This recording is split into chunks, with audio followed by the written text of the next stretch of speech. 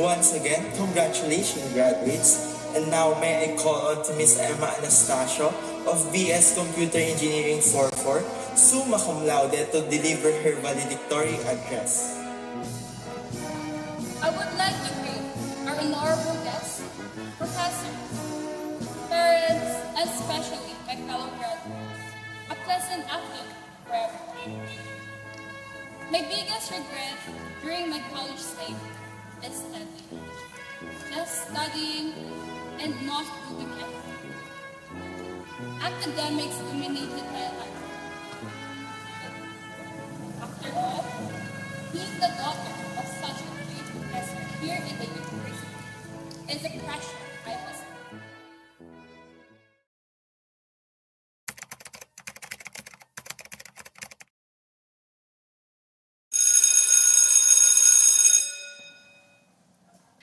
Okay, everyone, that's all for our lesson today, and see you all for the next meeting. Dismissed.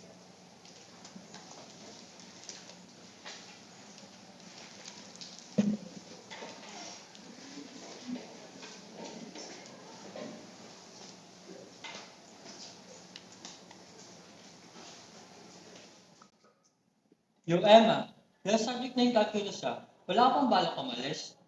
Sabay na tayo, and we can eat outside kasama si Elaine. Paano nga ulit naging derivative ng sin x yung cosine x? Gagamit mo na ako ng trigonometric identity. Tapos increment method ako. Yeah, pwede lang. Hello? Can you hear me? Yes, sorry. Mauna ka na. So sasama ka. I can wait here with you para mapakalala ko at kay Elaine. Grabe. 2 years na tayo magkasama sa mga subject, pero ngayon lang kita nakausap. Yeah, pero sorry, kasi matagal pa kasi ito eh. May tatapusin pa ako. Baka mainip ka lang ako. So, I suggest, mauna ka na. Wala naman masyadong gagawin. Kahit ilang oras pa yan. Just go! Okay.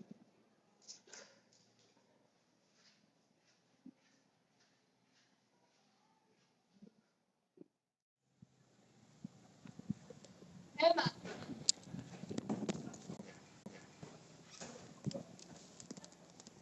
Bakit hindi mo napasa yung midterms mo? Sabi ng mga prof sa faculty. Iisang puntos na lang kailangan mo, tapos kinulang ka pa. Puro pa talaga pag-aaral na atupag mo, puro video games na lang.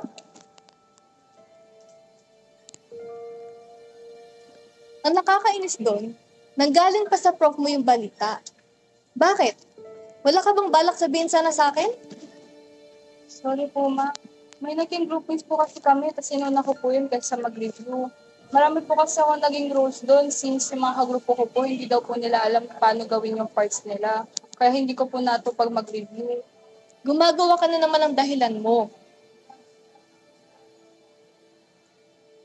Ano lang sabihin ng mga kasama kong professor sa school? Na may anak akong bagsak sa subject na tinuturo ko? Iniisip ko palang nakakahiya na.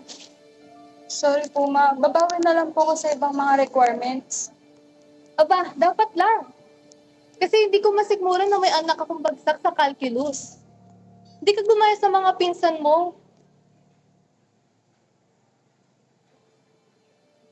Nakakahiya.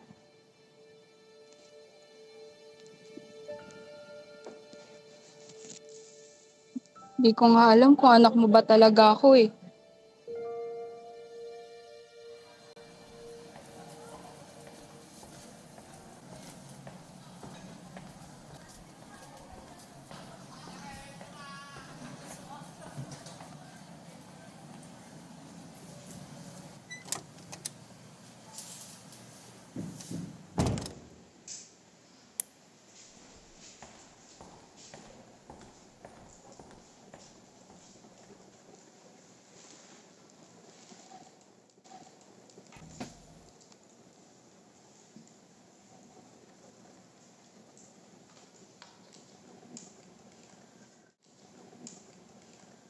Hi! Ako nga pala si Nix. Ikaw, anong name mo? Grabe naman, nag-aaral ka pa rin. Kahit wala kang klase. Ang sipag mo naman. Alam mo, ako, stress na talaga ako lately eh. Kasi ang dami kong problema na hindi ko kayang sabayan. Problema sa schoolwork, problema sa bahay. Hindi ko na nga alam kung magagawa ko lahat ng yun eh. Pero okay lang kasi gagawin ko ng paraan kasi I don't want my parents to be disappointed at me. Uy, sorry kung parang FC kong tingnan ha. I just want to talk to you.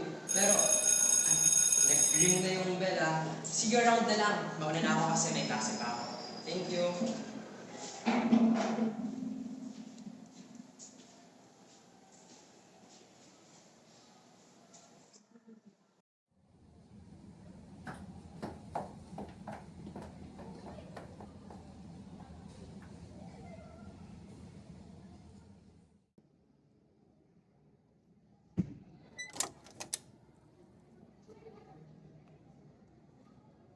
Uy, ate, ikaw ulit? Ako to si Nix. Okay ka lang ba? Pasensya ka na, nakalimutan ko kasi talaga kung anong program mo. Computer engineering din ako pala tayo. So you're Emma. Nice meeting you, Emma. Alam mo, feeling ko magkakaintindihan tayo ng todo-todo. Kasi isipin mo yun, same course lang tayo, same program. Ang laki ng common denominator natin sa isa't isa, di ba? Di ba? Alam mo, if you need someone to talk to, nandito naman ako. Pansin ko kasi na parang ang lungkot mo yung tapos, hindi mo pa ako pinapansin. Kung may problema ka, pwede mo sabihin sa akin. Promise, hindi kayo pagkakalat sa iba. Gusto lang kitang tulungan. Gusto kitang kausapin. Gusto kitang maging kaibigan. Pero, if hindi ka pa komportable tapos pressure ka pa sa akin, you can take your time. Gusto ko lang malaman mo na hindi ka nag-iisa. Nandito ako para sa'yo, Emma. Parang nakakulong. Tapos wala akong ibang magawa. Ang hirap, pero wala kang choice eh. Ayaw ko maging disappointed sa parents ko. Ayaw ko maging failure and embarrassment. And wala akong mararating sa buhay. Alam mo yung tuwing mababa yung scores ko sa test, kahit isang puntos lang, pinapagalitan na nila ako.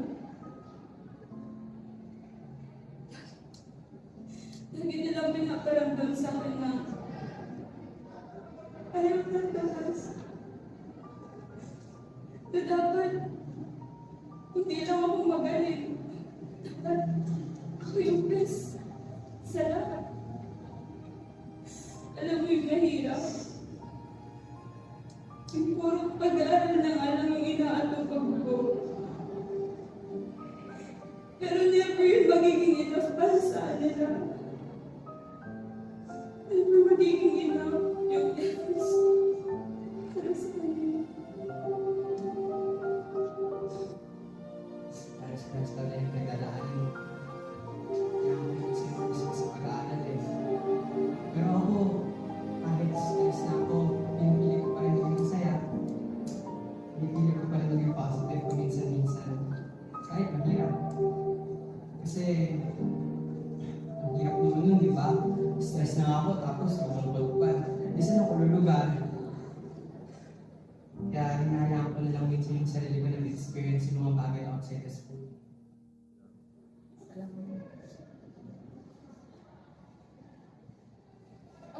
Kahit na, basta kasi ako nils eh. Muna na ako ha. Sige na, wala ka na. Dito muna ako. Ha? Wala ka ba klase? May iwan ka lang dito? Oo, dito muna ako. Baka wala ka na, baka malate ka pa ako. Sisihin mo. Sige. Oh. Bye. Bye.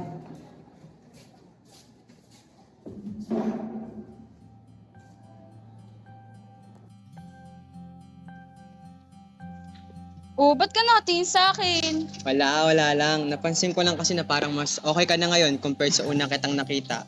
Tapos, di ka na rin masyado malungkot, lagi ka pang nakangiti. For the record, you have a beautiful smile. Oo ka talaga. Alam mo, you have really changed for the better, Emma. Nag-iba ka. And that's because of you, Nix. Kung hindi ka dumating sa buhay ko, di naman mangyayari to sa akin eh. Thank you for being there in my life.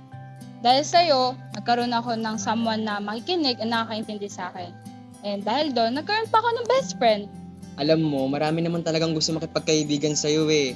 Sadya ka lang talagang patak sa pag-aaral kaya hindi mo sila napapansin. Subukan mo kaya silang kilalanin. Sige, pero dapat ikaw pa rin yung best friend ko. Siyempre naman, nag-iisa to. Yes. By the way, nagugutom na ako eh. Tara, kain tayo. Tara na.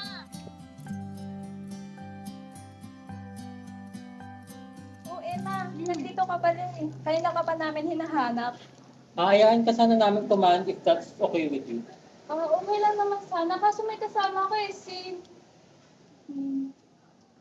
Emma? Wala. Sige, tara. Kain na tayo. Tara, matry mo na pa yung bagong ganda sa baba.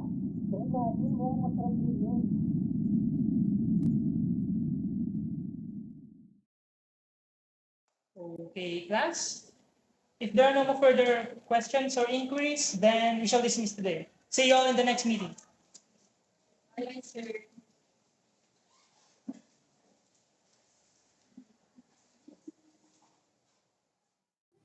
Ang galing mo talaga eh, ma. Hindi na ako magugulat kung mag-valedictorian ka sa graduation. Oo nga ang galing mo talaga. Ikaw nga lang ata nakakaintindi kay sir eh. Uy, grabe naman kayo. Hindi naman.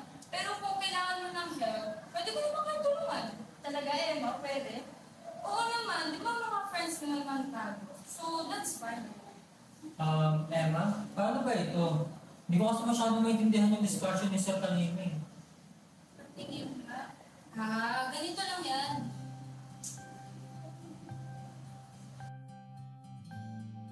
Uy, nandito na pala si Calculus Girl eh. Galing mo talaga. Di mo lang napasa lahat ng subjects. Naging valedictorian ka pa.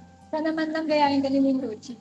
Pinagbigyan ko na taga si Emma maging valedictorian kasi alam mo na baka sumikat. And ayoko naman mangyari kasi alam ko malulungkot kayo. Oo ka talaga. Pero salamat sa inyong dalawa. Actually, stress na stress ako noon. Kaya pinaghirapan ko talaga. So I think I deserve it naman. By the way, kailan niyo ba si Nix? Lokong lalaki yun, di pa nagpapakita sa akin. Mamaya hindi siya makagraduate kasi pala absent siya. Nix? Parang wala akong kilalang ganun. Sure ka ba na same programming year kayo nun? Bakit? Sino ba yun? Jowa mo? Siselos na naman ako, Emma. Bakit ginagawa sa akin to? Sino ba papado sa'yo? Pinagkakalat mo na Taylor Swift fan ka kahit hindi naman talaga. Huy, safety talaga ako. Magbigay ka nga ng isang song niya. August. O ano pa? September. Baliw. Baliw.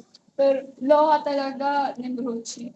Pero oo, BNCPA din siya. Tapos, senior link din natin. Kaya, pero hindi ko pala alam kung anong section niya. Hala, matagal na kayo magkakilala, hindi mo pa nalaman section niya. Dagdag mo siguro gumawa ng topic na hindi mo nasingit yun. Baka naman lumipat siya ng ibang program, tsaka school. Tsaka yung sino hindi ko kilala yun. Lahat nasa program natin yung kilala ko. Oo, lahat talaga. Gawa-gawa ka talaga. Siguro nga, lumipat na siya. Pero grabe naman, ba't di mo lang siya nagpaalam sa akin? May magandang balita pa naman ako sa kanya. Mag-offer ka lang din yung group.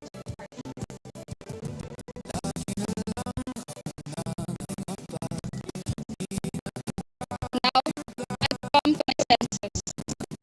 I am starting to broaden my horizons, trying to get out of my comfort zone and learning things that keeps me from growing. The first step, I am in the middle of an internship, taking on a role that I know nothing about. I have so much more to learn, try, and explore. I am saying all of this to everyone, to encourage everyone to maintain a positive attitude, whether it's on your work or academics. If we find an inspiration to continue, we learn more about ourselves. Always take the first step, even if it is scariest one. For me, Nix is my first step. Him taking that step towards me in that empty room is my first step.